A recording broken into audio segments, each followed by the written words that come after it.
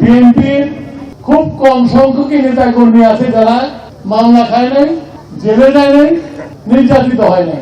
খুব কম সংখ্যক নেতা আছে যাদের বাড়িঘর তছনছ করে নাই, এমনকি বাড়ির মহিলা সদস্যদের সাথে দুর্ব্যবহার করে নাই। আমার স্ত্রী সাবেক এমপি, জেলা বিএনপির সভাপতি, তাকেও বাস দিয়ে পেটানো হয়েছে।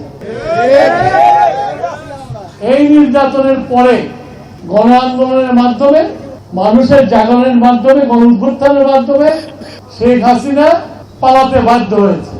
খালি শেখ হাসিনা পালায় নাই, একেবারে তৃণমূল পর্যায়ে গ্রামের যারা শেখ হাসিনার জেলা যেমনটা ছিল তারা পালায় গেছে।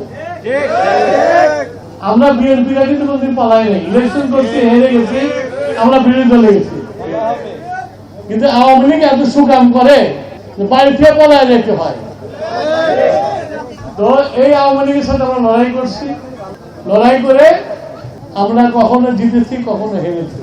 আওয়ামী লীগের দেখছি, কিন্তু এবার যার সাথে যুদ্ধ করবো, আমরা যাদের সাথে নির্বাচন করবো আবার, তারা হলো ছায়া।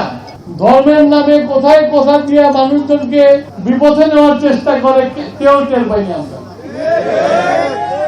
এই যে আমার মারা আছে, বোনরা আছে, জামাতের কর্মী কখন ফজরের রক্ত উঠে মানুষের বাড়ির মধ্যে ঢুকে কোরআন শরীফের ক্লাস নেওয়ার নাম নিয়ে তাদেরকে ভোটের কথা কয়।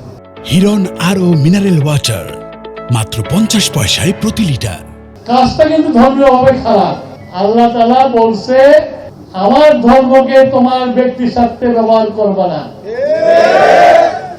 আল্লাহ তাআলা বলছে যে তোমার স্বার্থ হাজির করে দিয়ে মুসলমান ভাই ভাইয়ের মধ্যে বিভেদ সৃষ্টি করলে তাহলে তোমাকে নালদাও দেব।